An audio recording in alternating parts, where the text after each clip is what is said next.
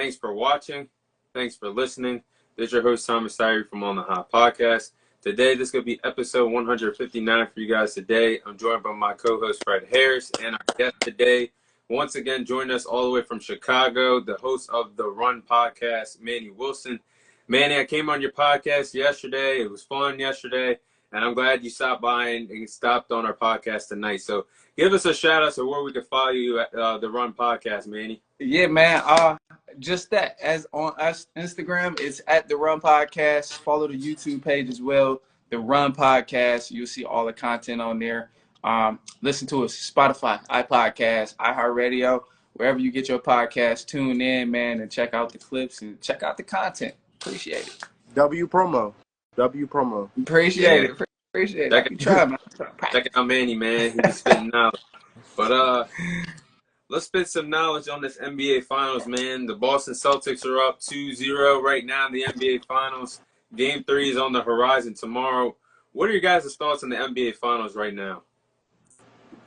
Man, all right, I'm going to just say this. I know y'all seen the latest of the reports. That tree that the Boston Celtics got down low, he ain't looking too hot. He might not play. They saying it's a day-to-day injury. I wish this news would have came out the other day, Thomas, but we was talking about it because I thought about asking about Porzingis, but, man, if Celtics don't have Porzingis healthy, we about to see a complete 360 in this series. I know Celtics got the first two, but Mavs, they about to be at home for the next two. Kyrie done already got his shit show out of the way. He's already done played awful, so yeah. I don't think he can play any worse than what he's been doing. So it only goes up from here for there. Luka, don't know how, but he's still giving 30 pieces on one knee and one shoulder and bad hips and ribs, all kind of stuff. So I think without Porzingis, even though he's injured and he probably still going to play this next game, I still think we see a turn in the series this upcoming Game 3. So I said Game 1, Dallas was going to win. Porzingis showed out. He did his thing. Game 2, I said Dallas was going to win. Dallas kind of blew the game. Kyrie wet the bed again. But Game 3, if they lose this, they asking to get swept. They asking to lose. So I'll be shocked if they lose Game 3. But I'm going with Mavs to turn the series around for sure. Okay. Yeah, I mean, I don't know if you remember what I said last week, but I said Game 3 or 4, the Mavs could blow the Celtics out. Now, I don't know about a blowout than what I've seen from Game 1 and Game 2. Like that.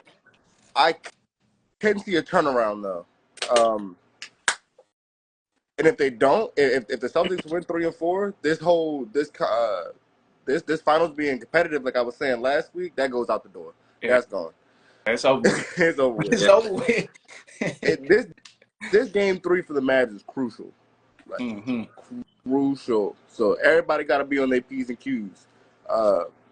Daniel Gafford better start looking like Prime Shaq catching lobs again. I need to see that again for them to win. And like Manny said, Kyrie, I mean, I wouldn't say it can't get any worse because I feel like I'm jinxing the dude, but I hope it don't get any worse than what we've seen. Obviously, we've seen Kyrie play better in the finals and in the playoffs, so yes, hopefully we do see better from Kyrie. Because if Kyrie and Luka play well, I can't see a team beating them. The key piece right here is about to be the bench support that comes from the Dallas Mavericks, bro. If they get any scoring off the bench, I find it very difficult to think that they would lose if they have some scoring off the bench. Hardy got to step up. Somebody got to step up. I know Game 1, Hardy kind of went off a little bit. He was the leading scorer off the bench, but like somebody's got to show up big coming off the bench because right now they're looking like they can't hang with the Celtics when scoring the ball, and they just been getting outscored. Whether it's the starters and when the bench come in, they getting outscored. So it's like they're gonna need some scoring off the bench for sure. Because I know, the Celtics run deep. Right. Like, yeah, as a roster, you got to. Yeah. I feel like this is going to be a run back to what I said yesterday on your podcast, Manny. The Celtics have done a pretty good job defensively in the series against Luka and Kyrie. In Game 1, they did a good job. Now, Luka woke up in Game 2. Kyrie Irving, the vacation is over. It's time to put up or shut up now because we're entering – I think these next important games are going to be the most important games of Kyrie Irving's career. legacy standpoint, because you gotta put up or shut up time now. You're playing your former team in the NBA Finals. You wet the bed, like Manny said, twice, game 1, game 2. But it's going to be interesting now, because now it's 2-0. Your next 2 games are in Dallas. Manny, like I said yesterday, I think the role players that the Dallas Mavericks have, P.J. Washington, Derek Likely, all of them are going to play better back at home. And now with this Porzingis, what is it, a calf injury that's going on? I can't pronounce it. I'm not even going to pronounce what that is. Bro, I don't know. I seen the description. I see the description. I felt like Floyd Mayweather trying to read a Harry Potter book. I was like, I don't know what's going on, bro. Yeah. I'm like, Yeah. I don't know what's going on. That's funny. But now I feel like this whole thing could change. Like you said, Manny, I mean, Jason Tatum can't hide behind Porzingis now. That terrible play that he's been playing, like I said yesterday, that you've been playing, the team has been protecting him. That's how good they are as a whole team. But if Porzingis ain't in the picture, this is anybody's ball game now. I mean, he's been the difference maker, especially the first 2 games of the series. So game 3, game 4, if he's a day-to-day or possibly misses one of those games and the Mavericks get hot in one of those games, he's not in the lineup, it could be a fair game and we could have a brand new series all over again. Yeah. Well, I'm hoping Dallas take it for sure. Yeah. Definitely hoping Dallas wins. I'm not even tripping off the fact of, Dallas has to win the finals. I just really want to see a good series, bro. And if they lose game 3, it's just going to make this another series that's like, oh, people forgot about it because it's like it wasn't a good final. So that's a big reason why I really need Dallas to win game 3, because, like, let's just make it a good series, So, yeah. Yeah, we were touching up on that last week, me and Fred were, because it was like, when was the last time we really had a memorable NBA Finals where we sit back and say, damn, like, it's, to me, the last time we seen a memorable finals like that was all the way back in 2016. I mean, the matchups have been solid, but, like, you haven't been like, damn, like, this was one hell of a series in the NBA Finals for a long time. Yeah. So I thought it's been a minute. Series would give us a glimpse of that, but it hasn't really happened just yet. Yeah, hopefully it's still time. Hopefully that's the case. But now you hit it right on the nail, bro. We ain't seen no like crazy NBA finals probably since that 2016 finals. That was probably the craziest one in more recent time. I know when the Celtics played the Warriors, it was a good finals. It was a little bit back and forth, but it was still just like one side dominance after Steph really showed up. It was like that was a wrap. So yeah, I got to see somewhat of a good series this year, man. I need it. Yeah, I agree. I got a quick question before we change topic. Do you guys have any predictions for Finals MVP? Ooh. Give it to Luka Doncic. Give it to win or lose. Give it to Luka Doncic, bro. The good old, who was that? Jerry West. Good old Jerry West treatment. Yeah, Jerry West did that back in the 70s, was it? Or was it even before the 70s? Yeah, I think it was early 70s he did it. Or maybe like late 60s, but I think it was early 70s. Man, yeah, give it to Luka Doncic, bro. Give it to Luka Doncic. I mean, Celtics, they're good, but they're just a good all-around team. Like it's no like one person that's just dominating every single game, like has a full control over the game. Like other than that, like I mean, it can go anybody. Drew Holiday, it can go Jason Tatum because he's doing a lot of cleanup, man. Jaylen Brown, he's like doing a lot of scoring and cleanup as well. But man, in terms of the most valuable player in this finals, shit, give it to Luka, bro. Give it to Luka. He's putting on a show on one leg. That'd be crazy if he accepted the award and they gave it to him if they lost. I'll say 2 things. So I see a comment. I agree with Trey. Shout out Trey. I'll say Drew Holiday would be my Finals MVP vote right now because of what he's done and contributed to the Celtics team throughout this entire playoff run, throughout the regular season. He has to be the front runner to me. I would give it to Luka myself, but I don't believe in giving the losing team the award. Secondly, I seen that the Suns and the Bucks comment from 2021. I mean, that finals was okay. I mean, the only thing that really stood out to me was Chris Paul played in his first NBA Finals and Giannis got his first ring, but that was just like the other series that we've seen, solid, but nothing like spectacular that you can go back and look at. like the Cavs and the Warriors 2016 NBA Finals. So Man, I thought that was solid at best. it was a good finals, but I think we all knew that the Bucks was about to win. I think we just, especially from the year Giannis was having that year. Oh yeah. I think it was like, Giannis you know, looked very completely easy to unstoppable tell. that year. Yeah, he was unstoppable. The league didn't figure out what to do with him. They was still trying to like figure things out with him, and they couldn't. They had no answer for him. And Chris Paul always getting hurt in the playoffs. So Definitely is always getting hurt. yeah. So it was a straight finals though. I don't think none of us here like saying that it hasn't been a good finals, but just like one of those really, really memorable finals. Did that go 6 games? That finals? It go 6 games? I Yep, was going to say game 6 was when Giannis dropped 50, and then the next day he went to the Chick-fil-A drive-thru, ordered a 50-piece nugget from Chick-fil-A. That was crazy. That was a crazy one right there. But we'll go ahead and move on to the next segment. Who has been the best NBA champions of the 2000s? So everybody that's eligible that has won a title from the 21st century is eligible for this one.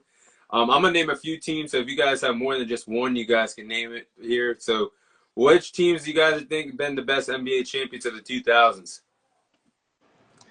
Bro, all right. I hate that I'm saying this. So we're going best championship team or like team. I hate that I'm saying this, bro. Say it. Already.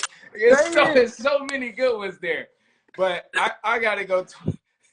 Damn, bro, there's so many teams I'm thinking of. I'm going 2013 Miami Heat, bro. That's not what I thought you was about to say. 2013 Miami Heat. So immediately, this is why I was struggling because I'm thinking 2013 Miami Heat. I'm thinking 2017 Golden State Warriors. I'm thinking 2015 Golden State Warriors. Yeah. Like, oh man, it's some crazy teams, and it's a lot more. But those are just the first few that came to my mind. But I'm going 2013 Miami Heat, bro, because that was the best LeBron James I've ever seen, bro. I think that LeBron, you put him in any era, he still dominates. Wade still has some young legs on him. Obviously, bro, that roster, having all the shooters there, James Jones, Mike Miller, Ray Allen, Mario Chalmers, Eddie House, like, bro, that roster was just, it was crazy, bro. It was crazy. You still had Udonis Haslem, who was a little bit younger. Birdman was on there. Like, bro, that was a crazy, crazy team, man. And it just all started from that big three of Wade, Bosh, and Bron. And I think that LeBron, man, great. I don't even want to go down that line, but greatest player like that I've seen, bro. That LeBron between 2013 and 2016, LeBron, that's just, man. It's crazy. That 2016 LeBron was ridiculous. It was different, I think the 2013 LeBron over just because LeBron's not even known for being a defensive player, but he showed up on both ends of the court for them days. He was Fred, stay, Fred, where you going, yo? I'm right here. I turned the light on. My fault. He was acting different that year, dog. Bro was acting different that year. They said, oh, he'll play both sides. Watch me. They said he can't shoot. Watch him. He was tripping that year, man. So, it's a lot of teams, but I think if I had to put any team against anybody, that 2013 Miami Heat team giving anybody a run for their money. Anybody. Yeah. I probably have to, I see Vanity Sports. That's probably one of my ones I was going to pick. The Vanity Sports of the 01 Lakers. Probably, to me, probably the best 1-2 punch with Shaq and Kobe. Insane. Insane. Who was they played the Sixers that year, didn't they? They played the Sixers, and I think they beat the Sixers in 5 or 6 games. I think it was 5. I think it was 5. Couldn't nobody handle them. I actually seen them highlights the other day. They popped up on my feed, bro. I'm like, bro, what Shaq was out there doing, it's just no answer for that, man. Like, to be that big and have that kind of footwork, to be that athletic, that's ridiculous. Yeah, it ain't nothing anybody can do about that. No. And then, my other one's probably easily like the 2018 Warriors with Steph, Clay, KD, Draymond, Iggy. Yeah, that lineup was ridiculous. That's not fair. Not fair at all. That was not fair at all. I was OP when they had KD and all of that. Was so OP, man. And I'm pretty sure they went like 16-1 in the playoffs. Yeah, they was Yeah, Absolutely that was the year I was gonna say the 2016-17 Warriors. That year y'all went 16-1. That was I think y'all actually did it again too that year too. They was mopping teams that year, dog. And then went to the finals, mop Bron. I felt so bad. I didn't even know LeBron fan, but I felt bad for him, bro. Like I was like, I'm like, damn. They was trying that kind of put the nail in the coffin for a lot of people for the GOAT conversation because you got all walk. I'm really on the fence about the GOAT conversation, but it's hard to put that against them. Like that team was absolutely ridiculous. Nah, man, I wouldn't put I feel like them either.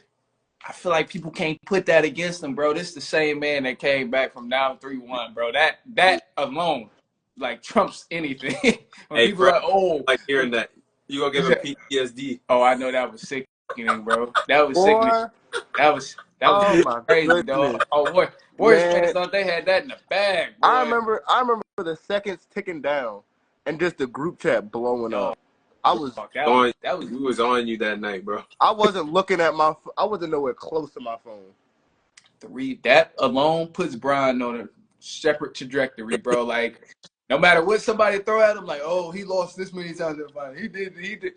He came back from 3-1 against the Golden State Warriors. Yeah. A 73-9 team? Yeah, I was talking so greasy before that game 7 too. Talking so greasy. I was like, bro, we're going back home. You heard our home record this year? Our home record is crazy. Man. Fred's phone was cut off for the next couple of days. I couldn't get a hold of him. He wasn't going. I don't blame you. He wasn't going to. Not me. I don't blame him. Right. I don't even blame him. Yeah, those some crazy times. But yeah, I got two teams on here. I'm gonna pick other than the Warriors. I'm gonna pick another one that nobody said yet. But Fred, I gotta say that 2016-17 year. I know that y'all had some good revenge the next year because y'all got KD during the summer, and then the league Turn up. That 2016-17 NBA season where y'all went 16-1 in the playoffs, y'all dominated everybody. I mean, the duo of Steph Curry and Kevin Durant might be one of the greatest scoring duos of all time offensively. Y'all did work. And then adding Klay Thompson and Draymond Green to the mix of that, I mean, there was nobody that could stop y'all for round 1 to round 4. I mean, round 4 obviously being the NBA Finals, but y'all were really unstoppable that year in the playoffs. I mean, nobody stood a chance. I think y'all actually swept everybody but the Cavs. Yeah. I think they got one on y'all. But actually, no, I think in the semifinals we lost. I think we did sweep the Cavs. Oh, you did sweep the you did. Yeah, I think we lost one in the semifinals. Yeah, you're right. I think it was for like the Rockets or something like that. Yeah, because the Cavs blew the one game because that was J.R. Smith. J.R. Smith had bro. How do you not know which way to go for the whole? That's crazy.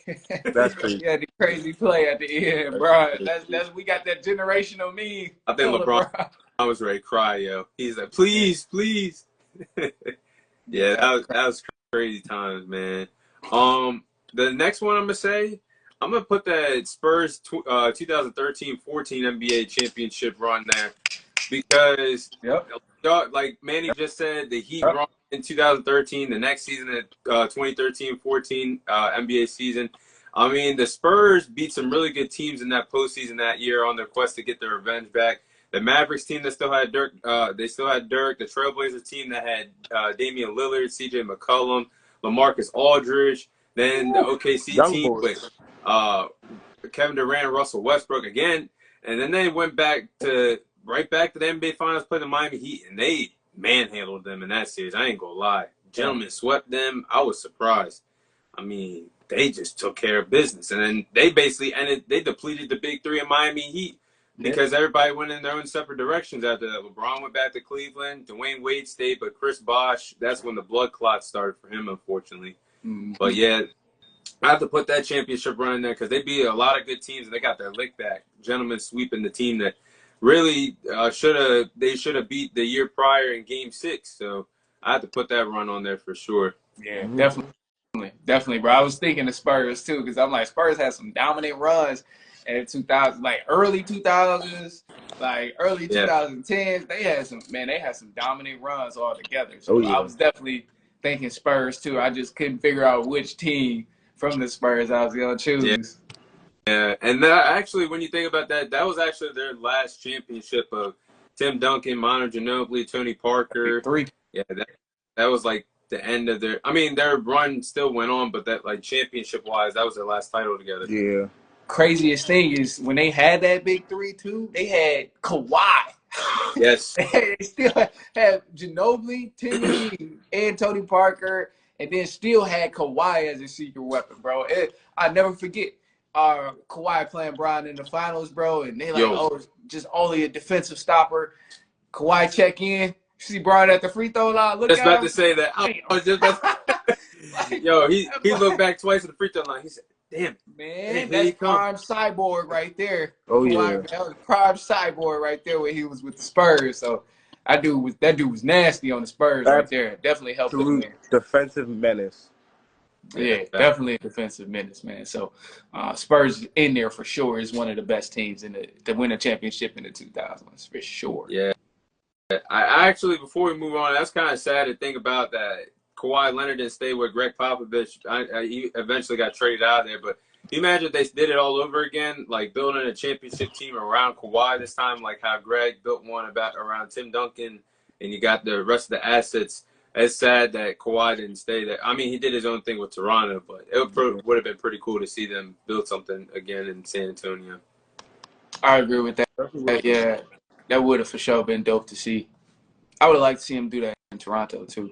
I thought that would have been nice too. Yeah. If he would I have knew you stayed. weren't staying in Toronto though. I don't know why. I didn't think he was, but once he won a chip, I'm like, oh, I don't know. Yeah, I Like, feel like that could have pushed the needle, but I feel like the whole year, like I can't see that dude staying in Toronto. yeah, I think the city and being in Canada just messed it up for him. Yeah. Probably. That team, they had what? Kawhi. I mean, they had Kawhi Leonard, Kyle Lowry when he was still. They had Pascal. Oh yeah. Did they have Serge on that team? Was Serge Ibaka on that team? Serge Yeah, Ibaka was on Marcus Gasol was on that. Yo, that team was nasty. That team was nice. They shouldn't have won though. They shouldn't have won. KD was he was he was supposed to get another. But I don't like saying that. I don't like using that as an excuse because Toronto still took care of business. It's a good. I mean, Clay and KD both went down. Yeah, you got damn. Yeah, I forgot Clay too. Like damn. Clay and KD both went down. Crazy. Like damn. And I think Steph had like 48 in that last game too, just playing his heart out. Yeah, I do remember he was Not in the finals enough, by himself. No Clay, no KD, just Draymond Green is your next scorer, man. Like, come on, bro. Who the hell gonna carry Draymond big ass? Like, man, come on, man. You lose both your sidekicks, and you gotta work with Draymond. Like, hell no, bro. That Warriors was doomed as soon as KD and Clay went down. So, kudos to Toronto for taking care of business, but that's just one of them finals where it's like, hey, it is what it is. Yeah. I remember Drake was courtside. He tried to play it off after KD blew his Achilles. Oh man! His reaction for his friend at the time was probably like, "Damn!" But inside, he's like, "Championship." Man, he was happy as hell. They finally got one.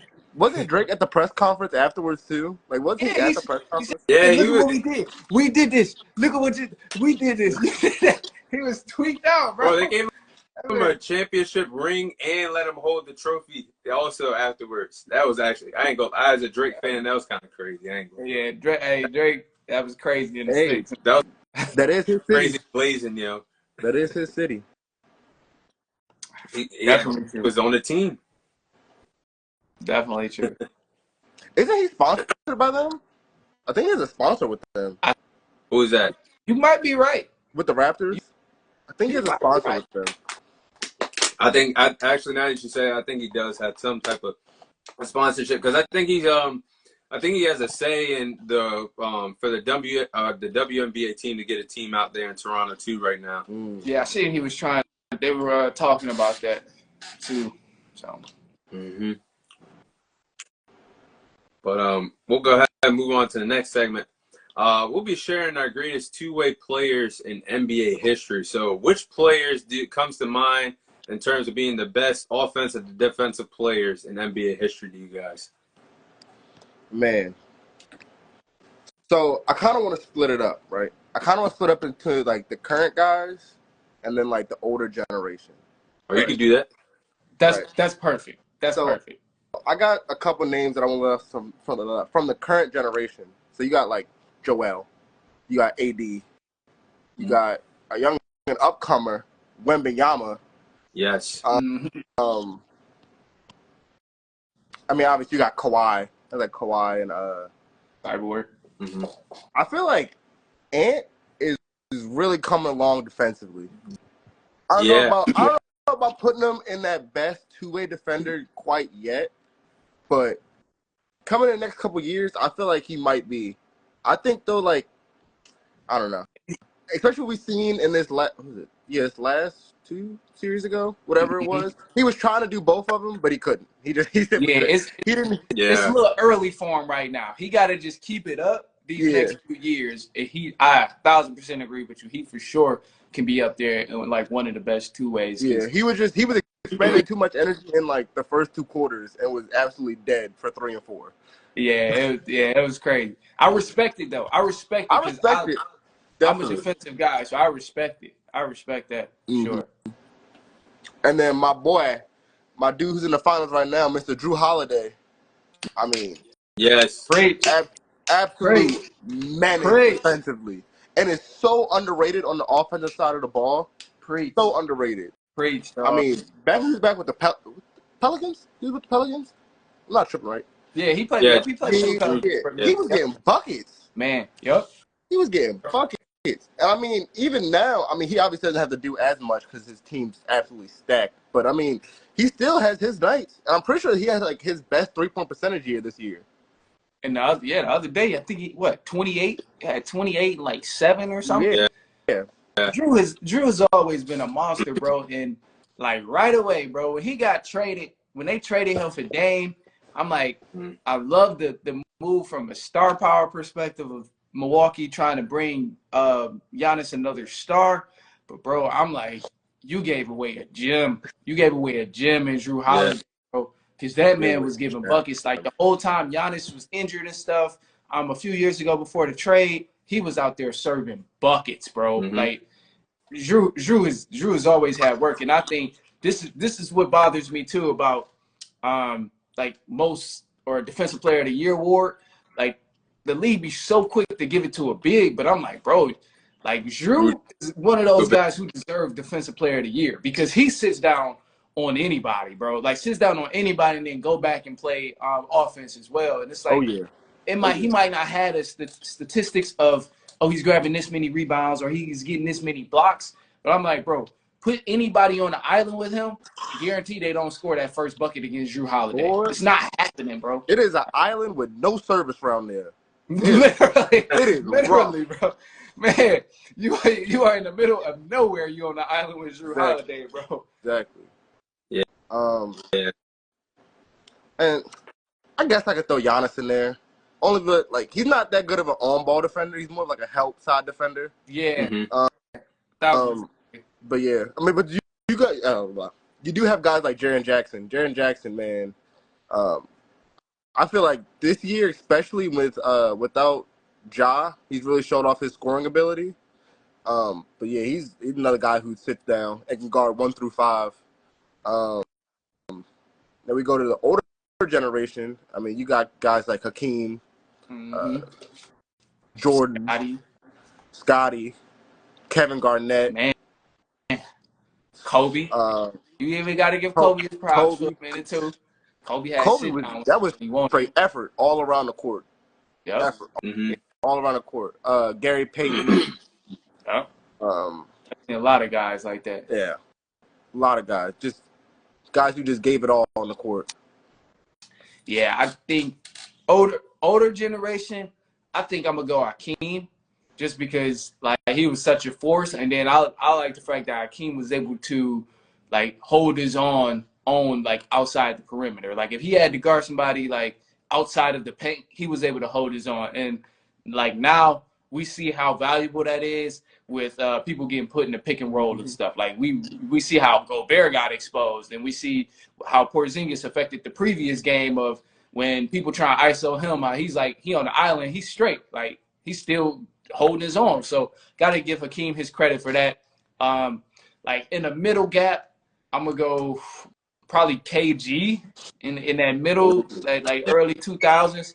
I'm gonna give KG that work, bro, because KG was a force. KG was a force, man. That dude and you was talking about the guy, terrifying. yeah, terrifying, bro. And we'll play both sides too. Play both sides of the ball. Like, got to give it to KG. And I think now, in this new era, a couple guys, but I think it's up for grabs. Like, it's really up for grabs because you got a lot of good two-way guys out here, but most guys are just having like a good season, and then we don't see that same consistency. So I guess right now, based off of what we've been saying and based off of performance and consistency that we've seen, I mean, you got to put Drew Holiday up there because I think of other guys like, okay, Jimmy Butler was known as a great perimeter defender at one point, but lately, in these past few years, come on, man. Let's be honest. We ain't seen Jimmy Butler really lock up on the defensive end. That effort ain't just been the same from when he was with the Bulls. For basketball ain't been the same. It has not. It really has not. And that's why people go toward it when we see him taking on the challenge of playing defense on such great offensive guys. So Drew Holiday, a guy who's been doing that literally since like the past 3, 4, 5 years, like, you got to put him up there. And even AD, another guy who I think is tremendous on both sides of the ball. But it's hard to put him in that, like, as number one, because sometimes he's inconsistent. Like, sometimes he's inconsistent. And I don't want to say injuries because, like, I just feel like that's an easy out for him of like, oh, he's always hurt. He's always hurt. But no, man, I sometimes it's just he's inconsistent. The effort, like you mentioned, is just not there all the time. So a guy who's consistently giving effort on both ends of the ball, Drew Holiday. I think I pick him as a primary defender out of anybody, man, in this era right now. So I got to go Drew Holiday. Yeah. Yeah. I think the thing with AD is I feel like he thinks that, like, LeBron can still just save him. Like, it's fine. LeBron got it. I don't know. I don't know what it is with him, man. And I feel like that's I don't want those shade to LeBron, but I feel like a lot of LeBron teams are like that. Like, we got LeBron, throw it to him, he got it. That's LeBron, he got it. Especially in, like, his older days, like, he really don't got it. He do, but he don't like he used to. Man, Brian is not in any position to be leading the team. This man is 40 years old. I don't know why people are still expecting LeBron to go out here and average triple doubles. Like, we know he can do it. We know he can do it. But it's messed up to depend on him to do that in order to win games. Yeah. When you should be depending on your superstar that's in his late 20s, early 30s to be the man on a team and give you the triple doubles and the effort and just really rally that team together. But from AD, I think that's why a lot of people don't really like him, because he still hasn't, like, evolved into that role of being the face of the franchise or the face of the team. Because maybe it's LeBron, like, you know, hey, maybe it is like the fact that he's still there, but he already said he don't want the spotlight. He want somebody else to be the main guy. So, Right. you know, that's crazy to me. But AD definitely got to step up in order for me to consider him as, like, the best two-way star in this era. Yeah, there's no reason one night you should have 50 and 15, and next night you have 18 and 9. I'm saying, bro, like, consistency is crazy. Yeah. I'm gonna say something about that, about AD, before I share my new school, old school two ways. All right, I feel like this is facts here. If Anthony Davis wasn't so reliant on LeBron James from the time they teamed up together from 2019 until now, they should have at least 2 titles in LA, not just one. I think they should have won 2 together, because that duo at the time of how much time they've actually had together to play together, Anthony Davis should not have been this lenient on LeBron James. I think we all been waiting for the moment where, like, it's a relay race. You have LeBron James pass the baton over to Anthony Davis, like, you are the number one option. You are the best player with this Los Angeles Lakers team. and it has never happened. And like Manny said, LeBron James is nearly 40 years old. Nobody ever in history of the NBA, of players like Jordan, Kobe, any all-time great that you name, has done it at a consistent level for so long like LeBron James has. And I give him all the credit in the world to that. But at some point, Anthony Davis should have been like, all right, I'm taking over. I'm the number one option. I felt like if he did this and he was more aggressive playing against the other greats, the other bigs defensively in the West, I feel like they would have had more than just one title together that they shared. Yeah. So, That's facts. That's facts. And that front office, too. That front office got to do a better job. Yeah, I don't know how do you win a championship and just throw the whole team away? Bro, I'm saying you fired the coach. You got rid of half the players on the team. Like, bro, come on, man. Like, come on, bro. They got to get it together. I also think Anthony Davis got snubbed for Defensive Player of the Year. I agree. And this is why I say the whole injury thing is a bailout, because you look at the amount of games AD played, very similar to the amount of games that other guys around the league played. Played more games than Jimmy Butler, played similar amount as KD, played I think actually more than Giannis. So it's like it's a bailout when people are like, oh, AD's always hurt. But it's like, bro, that's not the case. It's just he's inconsistent. But that man be on the defensive end, that man is there. You ain't trying AD in the paint. You ain't trying AD on the perimeter. No. And like I think he's another guy who guards 1 through 5, him and Bam Adebayo, bro. Because Adebayo, man, he's solid on the defensive end too. He should have been in there. Ain't no reason. There's too many damn good defenders for Rudy Gobert to have won another defensive player of the year. That's exactly how I was about to break in my new school. Rudy Gobert not on my list for the new school two ways. Bro, it's just no reason. Gobert is terrible on the offensive end. Yeah, bro, he is tall. He's just tall, bro. Like, also, I'm not mad. I seen you put Wemby. I wouldn't have been mad if Wemby won Defensive Player of the Year. Bro, out of the candidates they had this year, I'm like, Wemby should have got it, bro. It should not have went to Gobert, bro. Should not have went to Gobert again, bro. But they be looking at the stats, they like, oh, who averages the most rebounds? Gobert. That's really an ugly stat to determine that, though, sometimes. It's awful, bro. It's awful. It's god awful. And it needs to change, bro. The committee, they got to do better, bro. I'm convinced they don't be really watching basketball, bro. I get it, because, like, rebounding is a part of defense, but, like, I don't know if it's, like, the soul. Like, our Defensive Player of the Year should not be getting picked on the defensive end. That should never happen. Picked on. Bullied. Right, bully. That should never happen. No one should look at you like barbecue chicken if you're the Defensive Player of the Year. Bro. Never. That shit would not fly with Kawhi. That shit would not fly with Draymond. At all. That shit it wouldn't fly with Marcus Smart either. Ever. It would never fly with any of those guys. On the Defensive Player of the Year. I don't give a damn if he's 7'2", whatever. If you get put in the pick and roll and you're Defensive Player of the Year, you better lock up. Man, that would never fly. I can think of like 10 players right now in the league that would never fly with, bro. And they not even in the conversation in Defensive Player of the Year, which is messed up. Right. And it's like, bro, what do the committee be watching? I'm like, defense is effort-based. It's not stat-based of, oh, this guy got this many blocks, he got this many rebounds. Hell no, it's effort-based. And they got the game messed up, bro. The committee got the game messed up because they looking at stats only rather than like what these guys are actually doing when they're on the floor guarding people.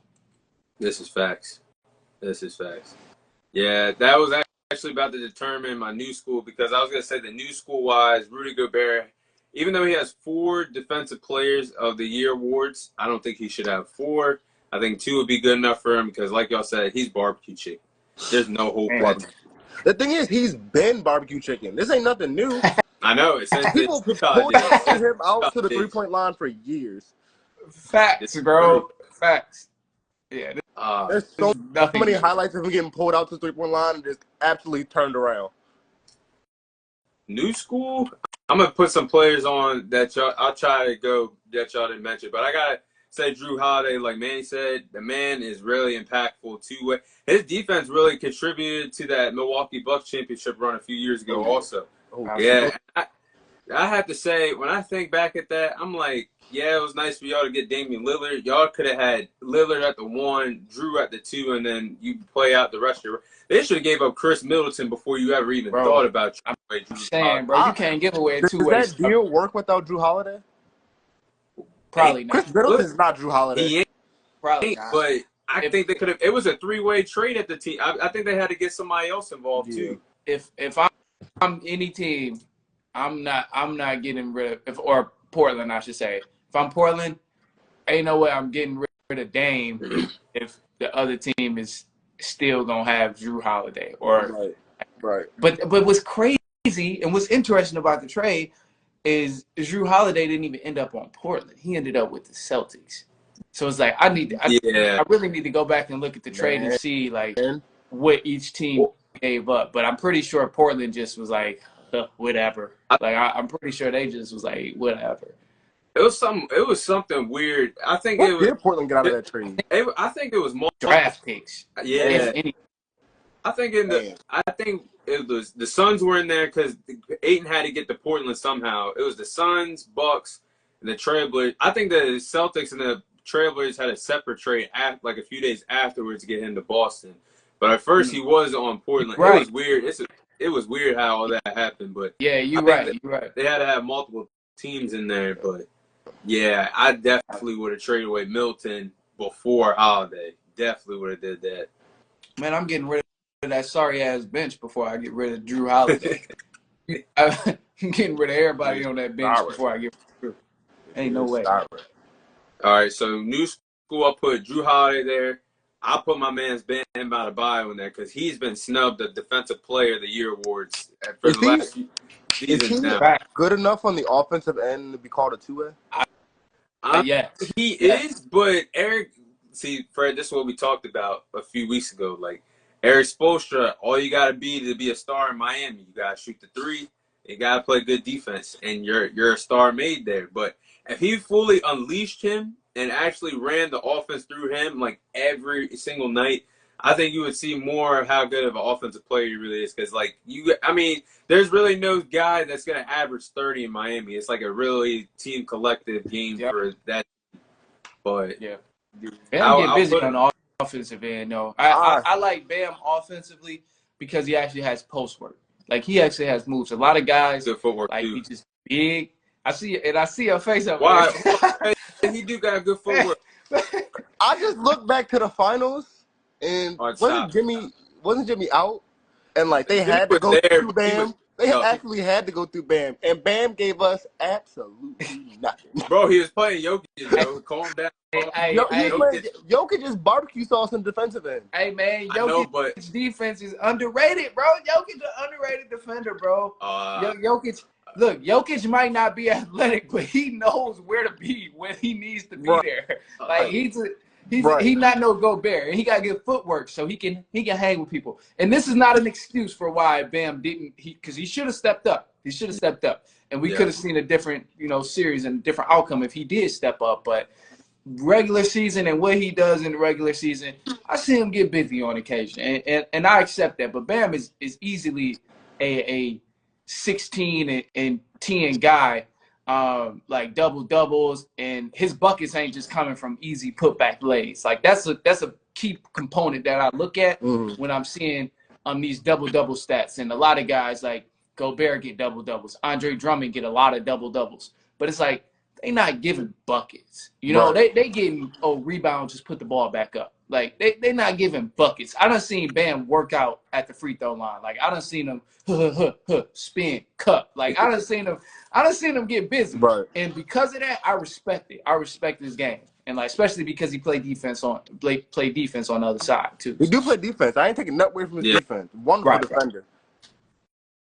Offensively, though, I think you would see it more if Eric Spoelstra just unleashed him one season, but that's not how they really play. They play like whoever's night it is, really. But hey, man. I put Kawhi on there, too. Send him to Detroit. We'll unleash him. Nah. He can shoot as much as he wants. Hey, yo. I bet. Not with K running the point. With K running the point, K shooting that ball. I'm gonna tell you what's gonna go wrong, and it's gonna be Monty Williams. He gonna be like, "Oh no, we ain't gonna have Bam shoot the ball." Hey, Killian Hayes, we need you on the floor. I don't. Hey, Monty Williams is just. I ain't even They gonna use him gonna. like Hey, Aiden. I ain't They gonna gonna go use him there. like Aiden. hey. I ain't gonna go there, bro. I ain't even gonna Is start. that That's dude that's Killian Hayes even like an NBA player? Like, bro. He should he shouldn't even be. be in the NBA? He shouldn't be, bro. He shouldn't be. He need to be a G League, bro. Wasn't he starting all last year too? Bro. Yes, he was starting. We had him starting over Ivy at That was one point, like, crazy. bro. That was crazy. Yeah, that's gonna stress me out. Let's. I'm about to start getting real hot in here, Hey man. man. Yeah, that's a different story. I probably throw Kawhi on there for the new school also because when healthy, he was a good two-way player. Yeah. Now I'm again the old school. My old school three. I was gonna say Kevin Garnett, but I'm gonna say somebody else. So Michael Jordan, obviously, you got to put Michael Jordan on there. Absolutely. I mean, he celebrated his fair share of hardware throughout his career. 5-time MVP, 10-time scoring champion. But that man, defensively, he was like a pest out there. He was not going to leave you alone. I think he has to be in the conversation for one of the greatest two-way players of all time. Absolutely. Next player, Tim Duncan. I mean, that guy was that was somebody I think that should have won the Defensive Player of the Year award at least once. That's I think he's a great rim protector and good down low in the post. Now, I think somebody said this, but Kobe as a defender when he was locked in, I mean, he inspired a whole generation offensively. But when that man wanted to be up in your grill, breathing down your neck, playing 94 defense, feet. man. I was just, bro. I was just thinking the same thing.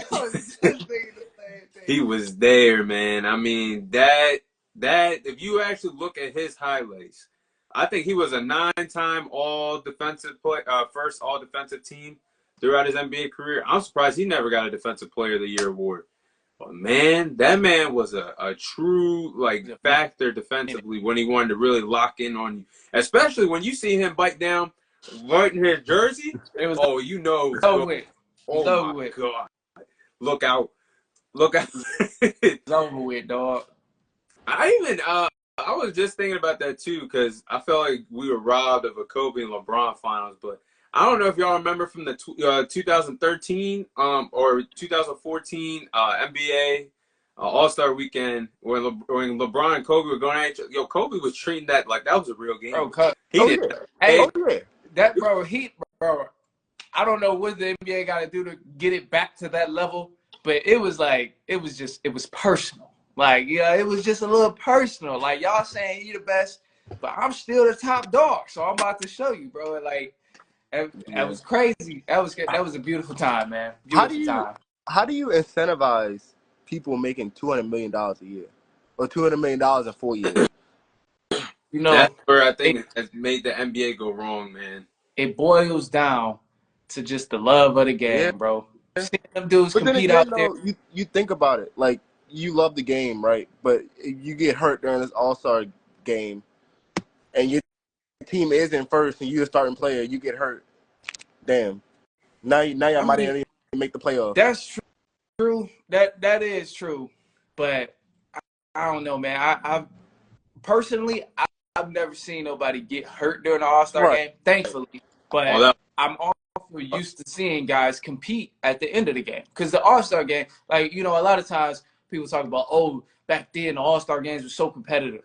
And it's like, let's be real. Even all through 2000s, even the 90s, all that stuff, they still play like trash the first 3 quarters. Like, it was still like, they just hooping, they just having fun, whatever. But when that fourth quarter came around, we locked it down. About to win, bro. Yeah, we about to win. We're trying to win. You start seeing people lock in, and it's like, that's what made it so much fun, because that's when you get the scenario of, okay, LeBron's in the fourth quarter, he wants to win.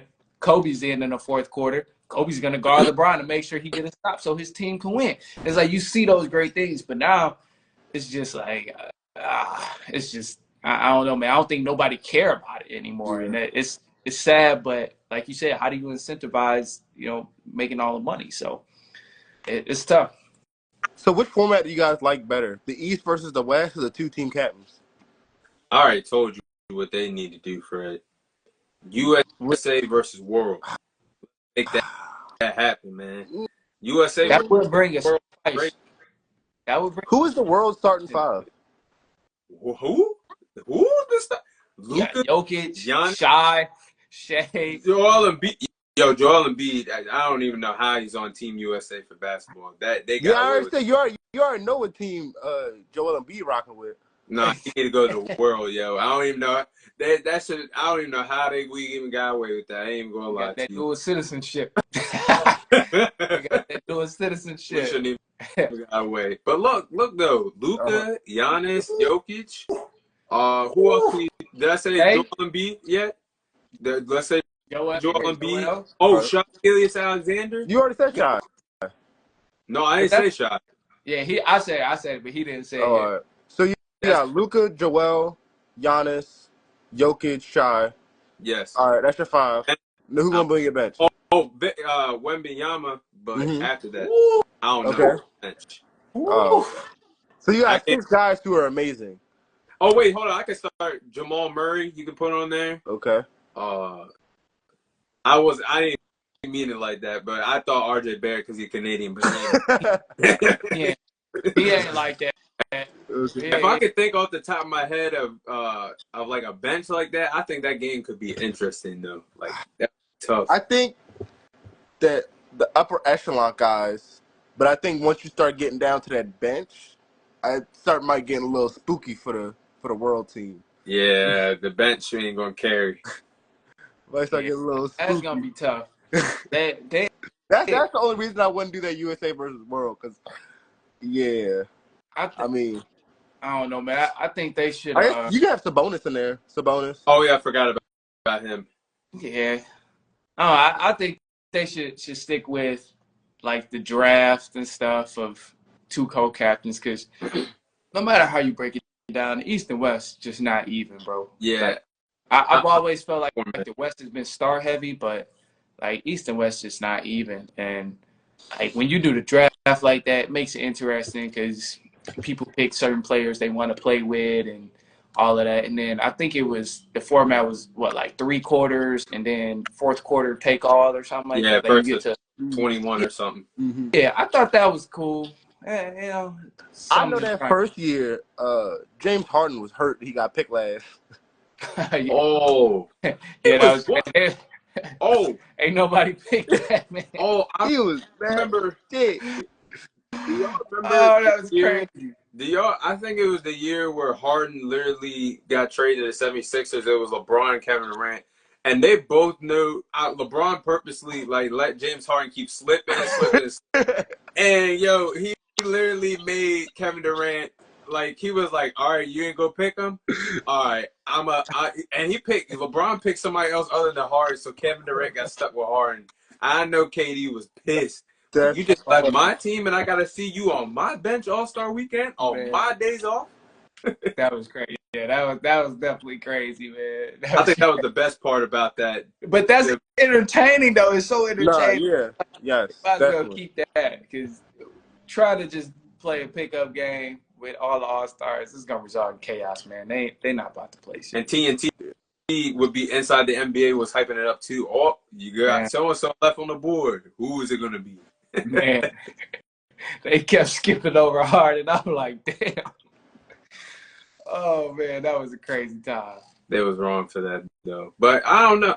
They got to think of something because that All-Star weekend this past year or this NBA season was I was so disappointed in the whole It weekend. was garbage. I think the 3-point contest was the best part of the weekend. The dunk contest was horrible. Yeah. Dunk contest was terrible. Boo boo. They wanted Jaylen Brown to win so bad. That was so garbage, man. The highlight of All-Star Weekend was Steph versus Sabrina Ionescu. That was the highlight. Yeah, and like, that's pretty sad. Yeah, I was like, that is their main event now. So now they might as well do 2v2, same thing. Steph, somebody else versus whether you bring Sabrina. Yeah, you got to bring Sabrina back because she won. So yeah, or no, she didn't win, but you know, She definitely did her thing, though. She did her Yeah, thing. she almost won. She almost It won. was crazy. I wasn't even aware she had a clip like that on her. Like, I heard about the whole, it was like 26 in a row or something like that. I heard about it. I never watched it or nothing like that. But when I seen it go out there live, man, Yeah, she killed brought her. that thing, boy. man, I'm saying, so you got to bring her back and then bring another lethal shooter. Of course, we know who media gonna suggest Caitlin first. Clark. Of course, media gonna suggest that first. I mean, might as well. Yeah, I'm Might not as well. NBA mad might at as it. well. I'm I definitely not wouldn't be mad at mad it. at it either. NBA might as well get some of that shine. I'd like to see a 2v2 with, like, a girl and a guy and another girl and a guy. Like, that would be tough. Yeah, Yeah, instead of two guys versus the two Mm-hmm. girls. Yeah, I like to see yeah, that. that's fact. Yeah, that's exactly how you should do it. It should definitely be that way, where maybe Steph and Caitlin versus Sabrina and who won last year? Cat. Dame. Oh yeah, Okay, yeah, Sabrina. yeah, That'd be dope. Yeah. yeah. Hopefully they find something though. I was thinking we also said one day on the podcast maybe they should try the baseball format. I mean, if they did continue to do East versus West, of how the winner of each conference, whatever conference, will get a home court advantage for the NBA Finals, like they do for the All-Star Weekend there. Yeah, that would be Baseball. dope. That would, That would definitely incentivize some people to win. man, I mean, what? unless your team sucks, but Yeah, that would definitely incentivize some guys to win. Yeah. because everybody playing in that All-Star game most likely gonna be going to the playoffs, so Mm-hmm. they all gonna want home court advantage. Did you guys Yeah. like the skills challenges this year? Hell no, hell no, bro. Get that out of here, man. Get that skill stuff. They got to do something, Bring else, a bro. Yo, they should go like the big Ice Cubes. What's his league called? The Big Big Three. three. They should have a tournament like that for That NBA. that would be cool. The skills challenge. They're going to adjust and do it at some point. At some point, they're going to adopt to it because they done took a lot of different things from Ice Cube League just with like the rules and policies and stuff that he has in his league. So I think at some point they're going to transition to that. And then another thing too, Breonna Stewart in the WNBA, her and somebody else, I don't remember the other person, but she's being the co-owner of a 3-on-3 basketball league. So she's starting a league like that too with women's basketball, where it's gonna be 3v3. And I think it's just a matter of time until we see the NBA be like, all right, let's roll something out to try and get some good viewership or make something happen, because 3v3 on the scene is growing, man. Ice Cube's still been doing this thing, and then like I said, Breonna Stewart starting her league like that too. So it's about to be crazy. I know they'd probably never do it, but seeing like people play ones for the All-Star game, that would be wonderful. I would love seeing They it. will Bro, never do. I I would been want saying them it. to, but pride and getting harassed. Man, I've been saying this for probably like the last decade, bro. They need to do King of the Hill, something Man, like that would be like so. Oh my goodness. bro. Like take this skills challenge out, bro. Put your name on the list of who. If you think you're the best ISO player in the league, put your name down on this list, and we're gonna have you compete against everybody else, and we're gonna see who the best ISO player. I would love to see a guy like Emmanuel Quickly or something like that. in the King of the Hill. Well, I mean, obviously not if he went up against like a small forward, he'd be cooked. I mean, yeah, but even then though, like that's part of. If you say you the best ISO player in the league, Show me. and Kyrie is there and he gotta beat KD, like if he beat KD, then that's just like even greater. Like damn, like hey, Kyrie's smaller and he still beat KD, but And then again, like it's gonna be it would be tough. It would be tough because if Kyrie can't miss, if he misses, it's over. A lot of it would depend on who get first ball. Yeah, a lot exactly. of it because if KD get the ball first, well, a few years ago, if KD would have got the ball first against anybody, he's winning. He's winning. You gonna get to that mid range? I'm saying it's over with. So yeah, I think that would be entertaining, and that would be some fun to watch. It's like watch your favorite player go 1v1 against people like Luka and Devin Booker. Like as much as they go back and forth in the regular season, 1v1, people be clowning Luka, saying he can't play defense, but hey, he get out there and stop Devin Booker. Then it's like, hey, I think they can do. I'd like it to go position by position, like guards, forwards, and centers. I mean, honestly, bro, they can do it all. Like, start off by position, for the first round. Whoever wins the position wins like that first one. Then you do just all guys in one. Yeah. Or maybe not even that. Maybe you do like a offense and then a defense. Like whoever get the most stops, who can stop everybody on defense, and then the offense will be like scoring on everybody. Right. But definitely by position though. You're right about that. For sure. I don't want to see a point guard go up against a center. Yeah, that would be sick. No. I'm not trying to do that. That's easy work. Rudy Gobert, you out by default.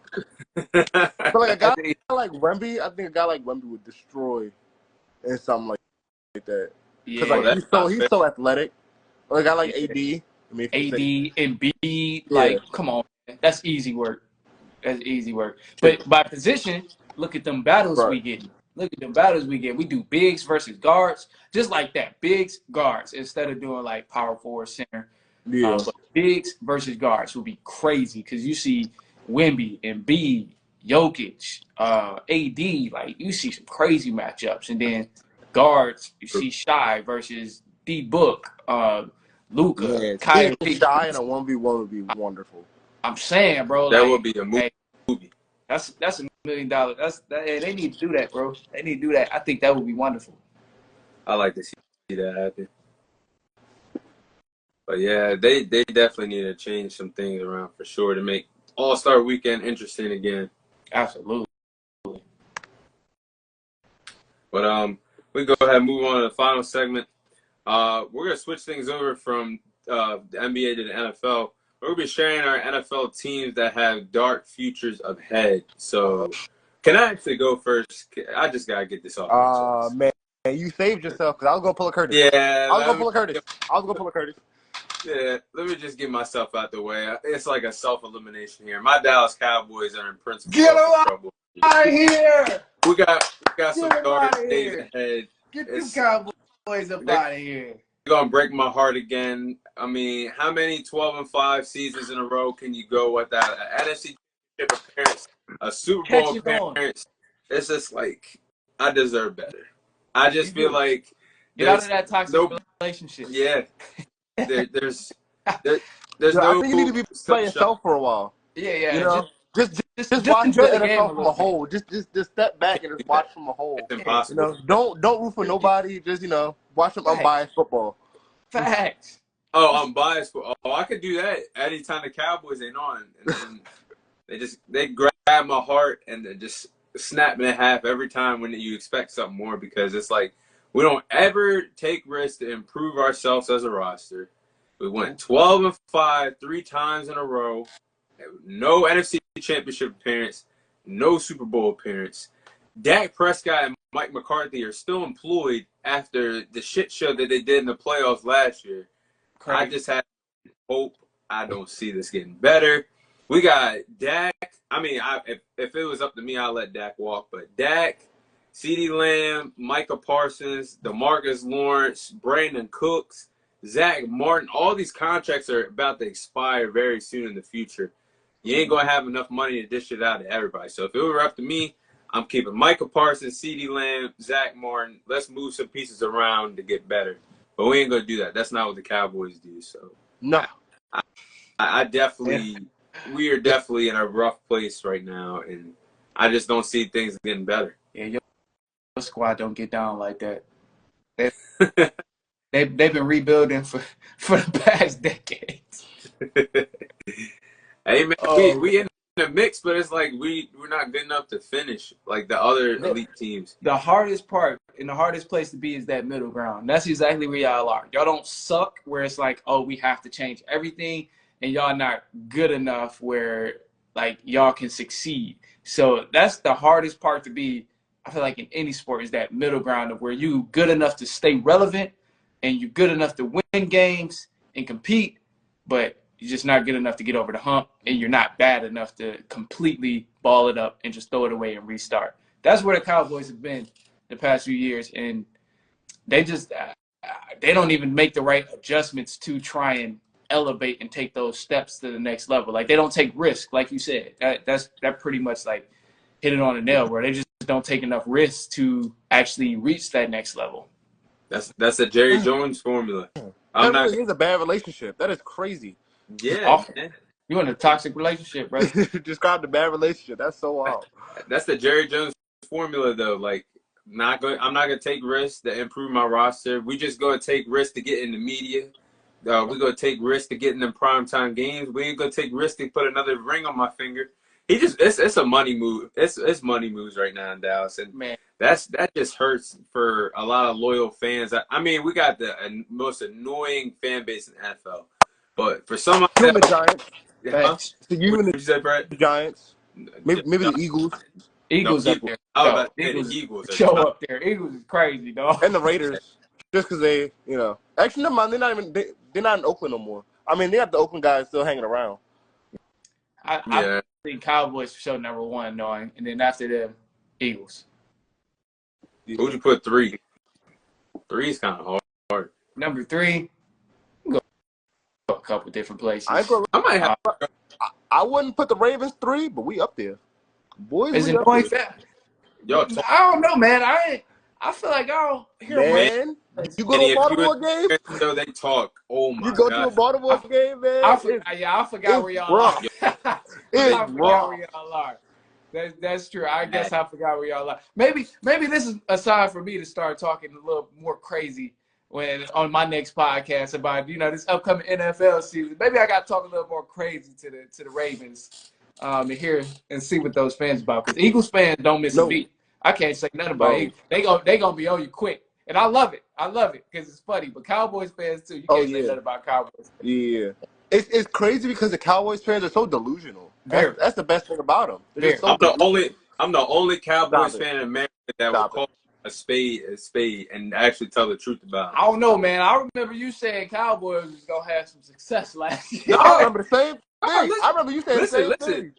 I said the key ingredient to it was how far Dak Prescott and Mike McCarthy could take us. And you saw when it was time for them to lead us out of the hole that we dug ourselves in that Packers game, it only got worse and worse throughout the game. They couldn't help us. That was our only way to win a championship because the roster was there. But that's why I said I don't believe in them no more. You're not doing anything to change my mind. So I'm just gonna expect the worst now. I mean, Tom, you just now coming around to the Black Kirk Cousins comment. Said to the Black Kirk Cousins comment. Yeah, I think he finally last week said that Dak was the Black Kirk Cousins.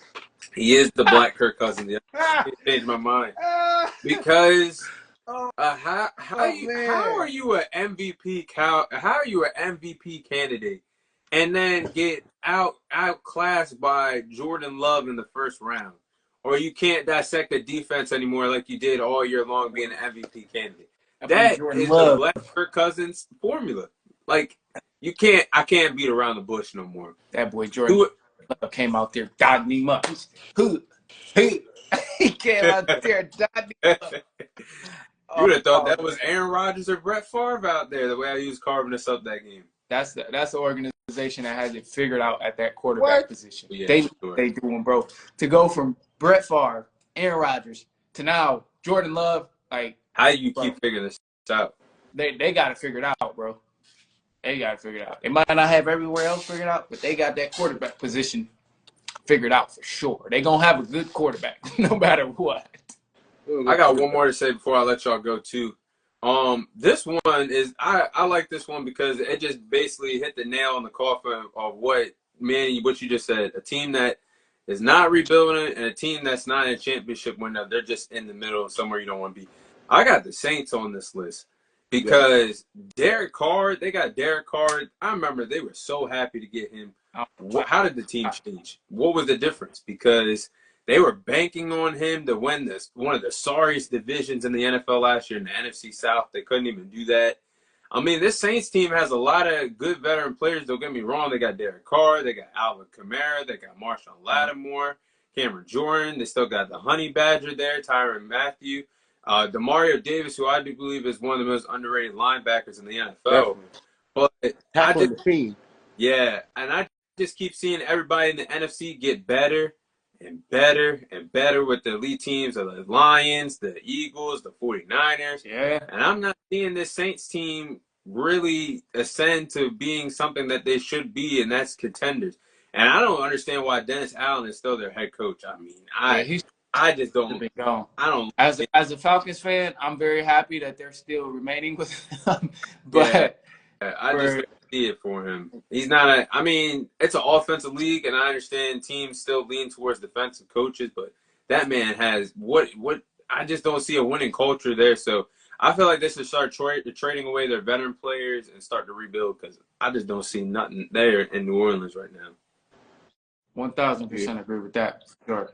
Yeah. Think if I had to choose, you want to go ahead or you go? I'll go. Yeah. I'll start. Sorry, man. I completely forgot that you were a Falcons fan until you said it.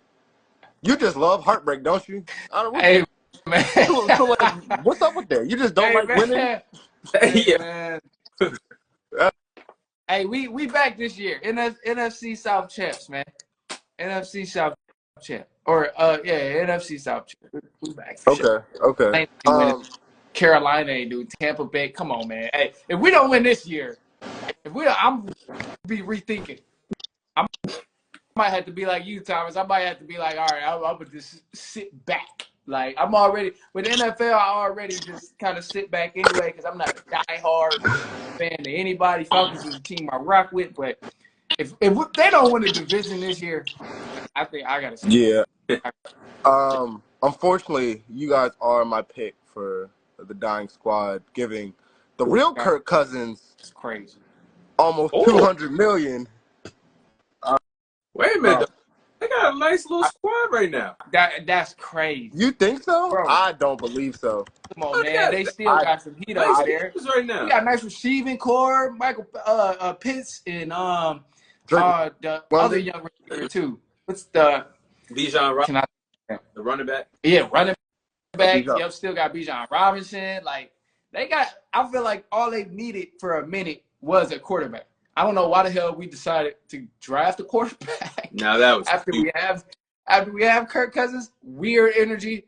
Don't know what went into that, but I think they're definitely solid in terms of the roster that they have. Because for a good amount of time, bro, the quarterback was the issue. Because Desmond Ridder, that dude was not it. No. That dude was garbage. No, he was hot garbage. Terrible. Yeah, so he didn't help at all. But I think they might be all right. But I got to hear why. Let's hear some more. The first thing, signing Kirk Cousins, I just don't believe he's good and he's bad at the same time. I feel like the numbers look good for Kirk Cousins, but I just don't see him as being one of those, top. I say he might scratch top 15. Ooh, I don't know, bro. Might be. Come on, man. You remember in the beginning of the season, bro, how he was beginning of the season. How many games was that? It was like 5 or 6. It was only like 5, but he got hurt. But he was balling. He was balling. He was balling. But I mean, how many guys ball out for 5 games? Not Dak Prescott. Dak Prescott. Whoa! I'm so whoa! Sorry on the stretch. Hold up. But you said how many guys? I can name a couple. Desmond Ridder. Desmond Ridder couldn't ball out for 2 weeks. He couldn't ball. Derek Carr can't ball out for 5 weeks. That was crazy because I used to think Derek Carr was one of the most underrated quarterbacks in the league. Oh, nah, absolutely He threw that out the window for me, man. I never stood behind Derek Carr. That was crazy. Terrible. Yeah, but I mean, I don't know. I feel like Kirk been on his thing the past few years. And granted, this is the part that concerns me. Past few years, I feel like Kirk has been balling. It's just the injuries that's concerning me. Because the past few years, as he's been balling, he's also been getting hurt. And he's that's also where not getting any younger. Yeah, and he's not getting younger. So that does give me comfort that we drafted Penix Jr., but it's also like it's just I don't know. Y'all pulling the Packers. Apparently, y'all pulling the Packers. We're not trying to give Penix Jr. his debut until like 3 years from now. So I don't know. His rookie contract ready to be done by the time he gets a shot. I'm saying. Another team that I got. I mean, they're a good team now, but I think over the coming years they're just gonna slowly get worse and worse. Is the Bills? Absolutely. Absolutely. Yeah. I think they're officially closed. Yeah. I think they're cooked. I mean, the wide receivers that they have, and I mean, I guess they drafted Keon Coleman, but like, Is he? One guy. Yeah. That's one Also, guy. I don't see him being that guy. I see him being a good receiver. I just don't see him being that guy.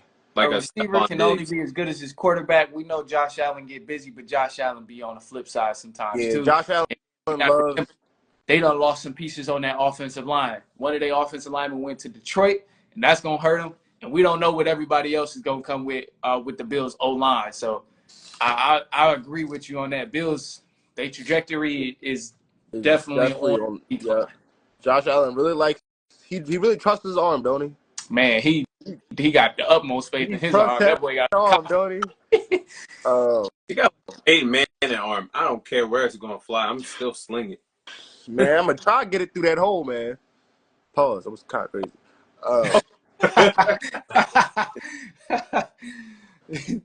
And my last team are the Buccaneers. Yeah. Another middle of Yeah, the pack. I Another see middle of the pack Baker. team. Slightly worse than the Cowboys. Slightly. Bro, all right, we ain't bad. Sorry. That was unnecessary. That was unnecessary. I ain't mean jack. Cowboys got to catch them straight, I ain't mean dog. jack you like that. That was crazy. Baker had a good season last year. I still don't believe in Baker Mayfield. Mike Evans is getting older. Yeah.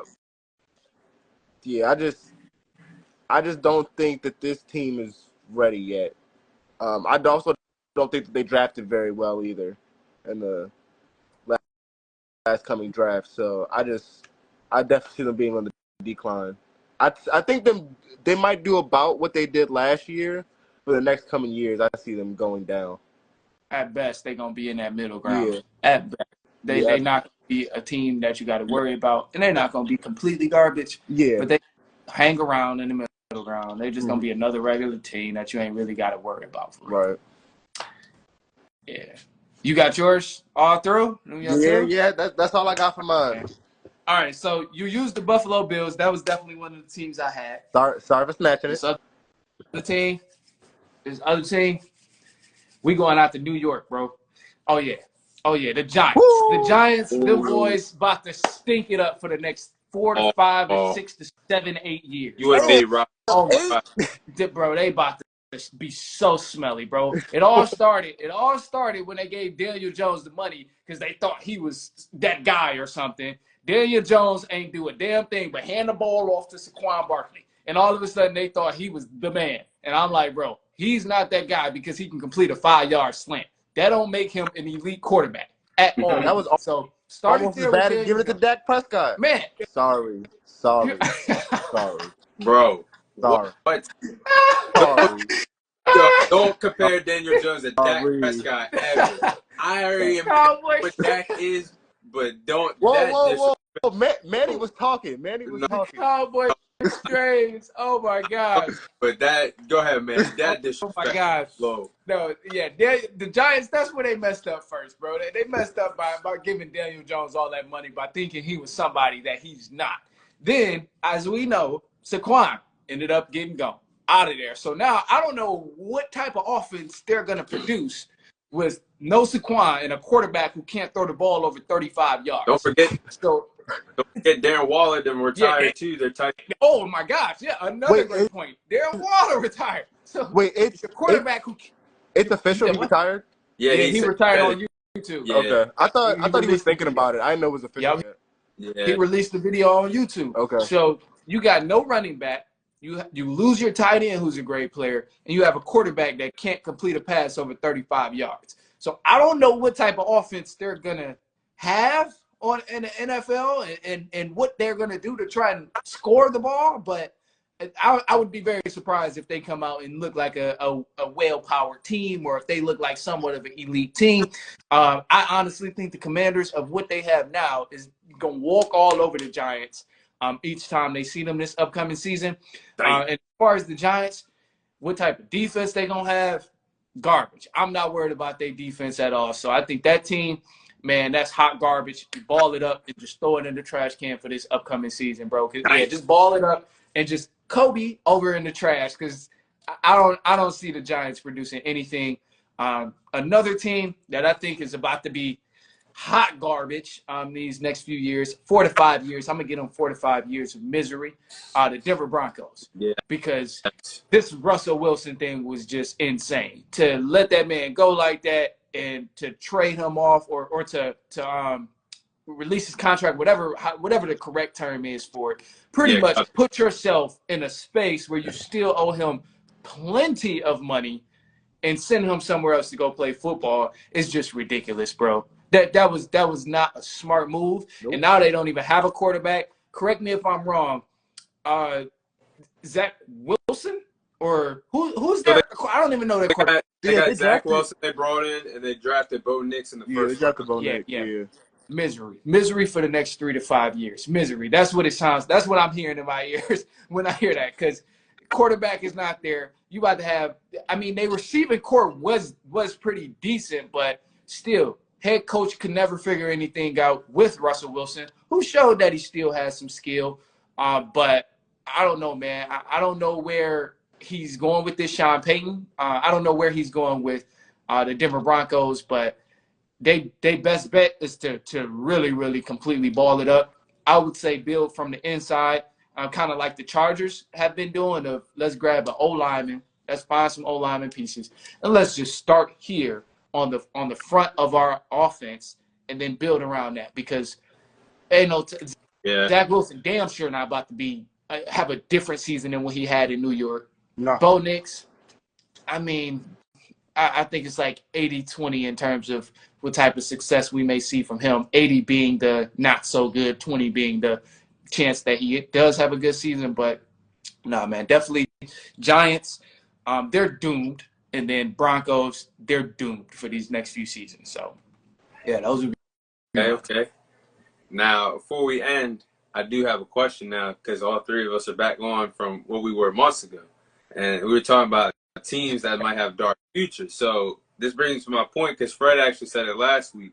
That the Cowboys are terrible? I'm sorry. I'm so sorry. I'm so sorry. I'm sorry. Please keep going with your question. I'm sorry. I'm sorry. So are the Jets in danger of being a bad team in the near future? I think, yeah. Without a quarterback, you're not doing much. You're not winning anything without a quarterback. I don't think Aaron Rodgers is that guy. Oh, you don't think he's gonna be the same? Crazy. Come on, man. I don't think he's gonna be the same Aaron Rodgers. Bro, he's 40 coming off of a fucking ACL tear. Man, if he's half of what Zach Wilson was, they'll be okay. Zach Wilson. They'll be okay. If he's half of Zach Wilson, they will be okay. Because they got the pieces everywhere else. Like, they do. They have the pieces all around. Man, their defense is nice. They got the receiving core. They got the running backs. Like they don't like to use the running back. Yeah, I mean they better though, but like running game. I mean this year. Yeah, if Aaron Rodgers is half of what Zach Wilson could be, then like they'll be straight. But I think the Jets they'll be all right, man. I think they'll be straight. In the next few years, they want to. Personally, I would try to keep this defense together. I would try and make it a key focus to bring these defensive guys back. I know Aaron Rodgers is going to be on his last leg, but I would really, really lock in on trying to keep defensive guys. Yeah, he is on his back leg already, but keep those defensive guys and then try and keep as many offensive weapons as you can. Most important to me, I would say keep the O-line. Like make sure your O-line does make sure they're solid. Yes.